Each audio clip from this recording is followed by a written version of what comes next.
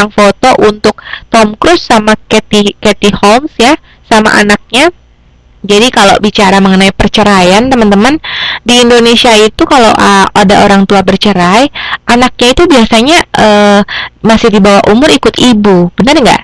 Nah, nggak ikut ayah ya, karena mungkin masih dengan harapan mendapatkan kasih sayang dari ibu. Nah, tapi kalau di luar negeri gimana, teman-teman? Oh, kalau di luar negeri beda. Kalau di luar negeri tergantung daripada pendapatan siapa yang paling tinggi dan mampu membiayai anak tersebut. Jadi kalau misalnya ibunya itu nggak punya pekerjaan, nggak bisa dikasih ke ibunya, ya berarti mau nggak mau memang dikasih ke ayahnya, karena ayahnya misalnya lebih berpenghasilan, seperti itu. Jadi kalau di Indonesia, tingkat individualisme, yaitu adalah kemandirian seseorang itu nggak bisa diukur daripada siapa wanita siapa pria, tidak bisa dilihat dari benar-benar penghasilannya berapa, kemudian pengeluarannya per bulan bagaimana, dan sebagainya. Nah, kemudian yang kalau kebebasan, jadi kalau di Indonesia gitu ya, anak umur 30 tahun dia masih hidup sama orang tuanya nih gitu. Jadi dia nggak di Indonesia tuh masih hidup sama keluarga, tinggal bareng gitu ya. Tapi kalau di luar negeri gimana? Kalau udah kepala tiga, malu tinggal di sama keluarga. Mereka cenderung independen, tinggal sendiri, hidup sendiri. Mereka keluar dari rumah. Seperti itu. Karena setahu saya kalau di Amerika itu sudah lewat 17 tahun, dia sudah bisa ya diusir gitu ya, suruh mandiri ya. Betul sekali teman-teman, disuruh mandiri, disuruh hidup sendiri, disuruh berdikari gitu, disuruh mencari pekerjaan dan menghidupi dirinya sendiri. Beda banget sama di Indonesia. Kalau di Indonesia mau setua apapun, kalau memang belum menikah biasanya masih ikut orang tua gitu ya. Oke, jadi di sini tingkat kebebasannya pun berbeda. Nah, kadang nikah juga ikut ortu, bener banget Mbak Arik ya, hidup bareng bersama orang tuanya gitu ya, bener banget. Nah, kalau di luar negeri nggak seperti itu, beda ya. Oke, jelas ya. Saya lanjut. Kemudian ada perubahan nilai-nilai budaya. Jadi budaya itu memiliki sifat adaptif. Maka apabila budaya tersebut berubah, pasti komponen-komponen di dalamnya pun akan ikut berubah, termasuk nilai. Oleh karenanya, para pemasar harus senantiasa memonitor kondisi lingkungan sosial budaya yang ada di lingkungan konsumennya. Jadi kalau di sini maksudnya adalah prinsip makan, kenapa Mbak Swasti? Prinsip makan gak makan kumpul masih dianut sama orang Indo. Nah, bener juga tuh Mbak Swastri. Jadi kalau orang Indo mungkin berpikirnya yang penting sama-sama gitu ya. Padahal kalau dipikir-pikir, membiarkan seseorang untuk menjadi mandiri pun tidak ada salahnya, benar nggak? Membuat seseorang menjadi lebih mandiri pun kan membekali dia supaya bahwa dalam hidup ini kita tidak selalu bersama dengan orang lain. Ada kalanya kita harus menghadapi masalah sendirian, ada kalanya kita harus menghadapi cobaan-cobaan itu tidak ada siapa-siapa gitu kan. Jadi ya sebenarnya mandiri itu juga tidak ada salahnya, tapi harus dalam arti positif ya teman-teman ya, gitu. Boleh sendirian asal jangan kesepian gitu kali ya.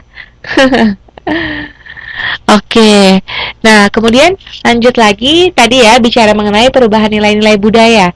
Jadi kalau zaman sekarang itu sudah banyak yang dikenal dengan adanya career woman. Maksudnya apa? Bahwa ibu-ibu rumah tangga yang juga berkarir teman-teman. Yang mereka itu wanita sudah berumah tangga, sudah punya anak, tapi tetap bekerja. Jadi wanita-wanita perkasa gitu ya. Nah, dan saya memberikan contoh lain. Contoh-contoh wanita perkasa lainnya adalah, yang pertama ini adalah Indra Nui. Ada yang tahu nggak dia siapa nih? Ada yang pernah tahu mengenai dia atau mungkin pernah dengar tentang dia? Nggak pernah ya? Kalau belum pernah, oke saya kasih tahu aja. Indra Nui ini adalah CEO. CEO tahu ya teman-teman ya? Chief headmaster lah gitu ya, kayak ke pemimpin gitu ya. CEO itu Chief Executive Officer dari Pepsi. Jadi kalau teman-teman tahu kompetitornya Coca-Cola itu siapa? Kompetitornya Coca-Cola itu adalah Pepsi. Dan Pepsi itu juga udah sangat terkenal sekali teman-teman ya, mendunia produknya. Nah, jadi siapa CEO dari perusahaan Pepsi? Yaitu adalah Indra Nui. Bayangin ya, bayangin kalau ketua daripada bos lah istilahnya, bukan pemilik ya, tapi dia hanya CEO, orang nomor satu gitu ya di Pepsi adalah wanita ini. Kemudian yang kedua adalah Marissa Mayer, dia adalah CEO Yahoo. Teman-teman tahu Yahoo ya, Yahoo terkenal banget ya. Kalau orang Indonesia masih banyak nih yang pakai Yahoo untuk email, untuk tahu-tahu informasi gitu ya. Nah, jadi Yahoo itu perusahaan raksasa sekali berGoogle. Cuma bedanya mungkin lebih terkenal Google dan lebih lebih apa ya, familiar Google ya. Nah, tapi tetap saja perusahaan besar ini diketuai oleh siapa? Marissa Mayer, seorang wanita, teman-teman. Jadi, zaman sekarang terjadi perubahan nilai-nilai budaya bahwa wanita zaman sekarang sudah bisa beremansipasi, sudah bisa berdikari, walaupun sudah menjadi ibu rumah tangga, itu mereka tetap berkarya, mereka tetap bekerja gitu ya. Nah, kita juga boleh bangga sebagai seorang wanita ya teman-teman ya, bahwa kita bisa berbeda, berubah daripada zaman dulu kala. Kalau zaman dulu boro-boro jadi CEO, teman-teman. Semua ada peribahasa bilang, wanita itu ujung-ujungnya sepintar apapun, ujung-ujungnya masuk ke dapur. Ada yang bilang kayak gitu ya.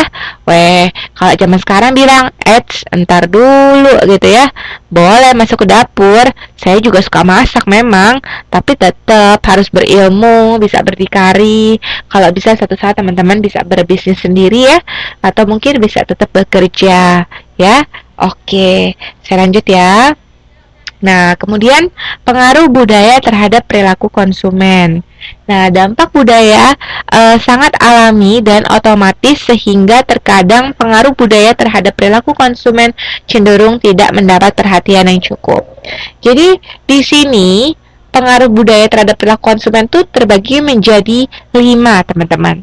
Yang pertama adalah inovator, early adopter, early majority, late majority, sama laggards. Nah, maksudnya apa? Yang pertama adalah inovator. Jadi kalau negara yang inovator, yang bertugas sebagai inovator atau sebagai pencetus ide gitu ya, itu kita ngomong gadget ya, kita ngomong gadget. Jadi ada beberapa negara di dunia ini yang mereka sebagai pencetus ide. Salah satunya mungkin kita bisa sebut adalah Samsung dari Korea, ya, mereka pencetus ide Android, dan Google tentunya, mereka bekerja sama dengan Google.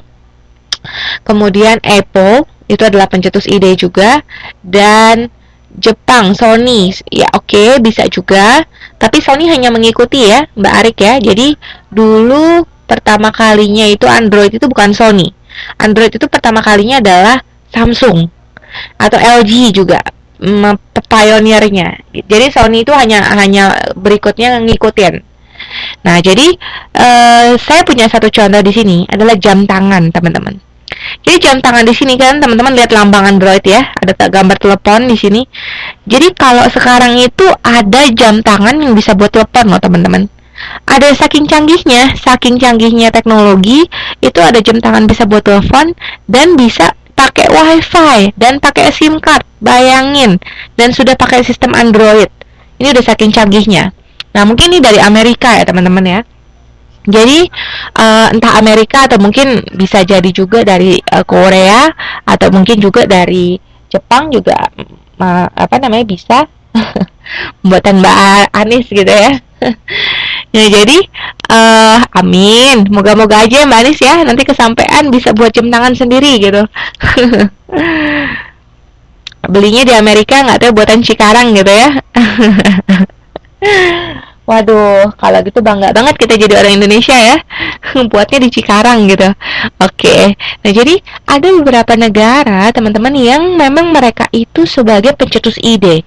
Artinya apa? Bahwa dibuat semakin canggih lagi. Bahwa handphone nggak cuman bentuknya gede, tapi jam tangan. Jam tangan dijadiin handphone.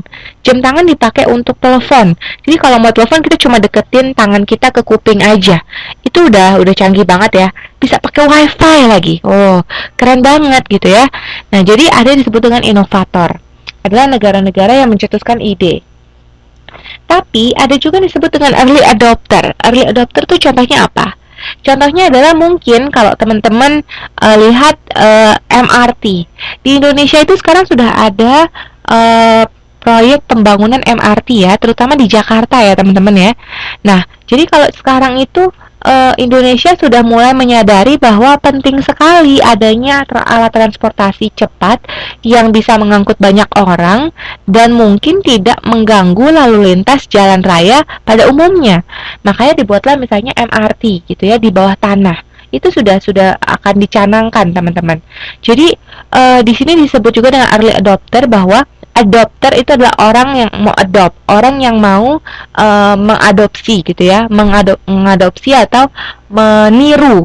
Nah, jadi memang nggak semua negara memang punya MRT, tapi teman-teman kita, tetangga-tetangga kita seperti Singapura, Malaysia itu sudah punya MRT ya teman-teman ya. Jadi Indonesia mulai berpikir bahwa kita juga nggak mau kalah, kita harus juga bikin MRT. Nah, oleh karena itulah mungkin early adopter, di mana kita akhirnya menyadari penting loh bikin MRT dan kita mewujudkannya. Nah, kemudian kalau early majority gitu ya, early majority juga kayak banyak sekali kayak gadget-gadget di Indonesia ini sekarang sudah mulai digunakan teman-teman. Maksudnya digunakan apa? Bahwa kalau dulu mungkin kita ini tidak ini ya, tidak apa gaptek gitu mungkin ya. Indonesia mungkin belum sampai ilmunya ke sana. Tapi ternyata sekarang early majority kita bisa loh mengoperasikan bahkan sampai ke sistem-sistem handphone yang canggih, kita cepat belajarnya gitu. Tapi ada juga yang disebut dengan late majority teman-teman. Late majority itu maksudnya apa? Aduh, ini kenapa ya tiba-tiba ada gambar gitu ya? Saya nggak ngerti nih. Nah, jadi kalau early majority itu kalau late majority itu jadi kalau orang udah nggak mau pakai BlackBerry lagi sekarang, apalagi di Taiwan udah nggak ada BlackBerry ya teman-teman ya. Jadi mereka kebanyakan pakainya iPhone dan Android gitu ya. Kalau kita di Indonesia masih aja tetap pakai BlackBerry gitu ya, masih laku BlackBerry di Indonesia. Jadi late majority, di mana negara lain sudah meninggalkan, tetapi kita justru malah lagi gencar-gencarnya gitu. Nah, kemudian ada disebut dengan laggards. Laggards itu di mana misalnya kayak di sini Windows 8. Ini juga salah satu early majority sih. Kita sudah mulai adopsi penggunaan Windows 8 ya, karena sudah penggunaan Windowsnya sudah tingkat tinggi, tidak pakai yang lama lagi. Selain itu, laggards misalnya orang-orang tua zaman dulu, mereka nggak ngerti komputer itu apa. Mereka nggak tahu tuh Microsoft Word itu apa, main game itu apa, mereka nggak ngerti. Nah, akhirnya apa? Akhirnya zaman sekarang mereka sudah mau mulai cari tahu dan sudah bisa mengoperasikan komputer, jadi nggak gaptek lagi. Jelas ya? Artinya bahwa di setiap tingkatan itu beda-beda. Ada yang sebagai pencetus ide, ada yang sebagai early adopter, mulai mengadaptasi sesuatu yang dianggap penting sampai mengadopsi sesuatu yang lebih tingkatnya tinggi gitu ya, seperti software, penggunaan gadget-gadget. Nah, tetapi ada juga kadang-kadang sudah terlambat tapi masih mau dipakai juga, atau bahkan misalnya kayak baru orang mah sudah pakai Windows 8 nggak tahu kemana, udah pakai ISOS berapa gitu ya. Negara lain sudah pakai kompor listrik gitu ya Mbak Jo ya. Indonesia masih pakai kayu. Nah, bener tuh Mbak. Jadi kadang-kadang itu yang disebut juga dengan late majority gitu ya.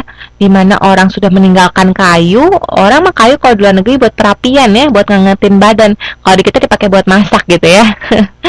Nah, jadi itu namanya disebut late majority. Well, tapi balik lagi tergantung dari negara tersebut ya. Artinya bahwa apa? Selama bahwa kita terus-menerus memperbaiki diri, kita percaya dan optimis bahwa kita suatu hari akan jadi inovator juga kok. Jadi kita bisa menciptakan sesuatu seperti yang tadi nih, jam tangan bisa pakai buat telepon gitu ya, bisa pakai wifi pula. Wah, super keren banget gitu ya. Kayak berasanya kalau mau ngangkat teleponnya juga uset. Ini ya, ngangkat tangannya tinggi-tinggi kalau perlu ya. Udah ngangkat dengan tinggi-tinggi ternyata punya BB lagi. Waduh, gawat banget ya. Jangan sampai, nggak saya bercanda ya teman-teman ya. Oke, jelas ya. Nah, kemudian kita tadi sudah belajar budaya. Nah, sekarang kita belajar apa yang disebut dengan subbudaya. Subbudaya adalah grup budaya dalam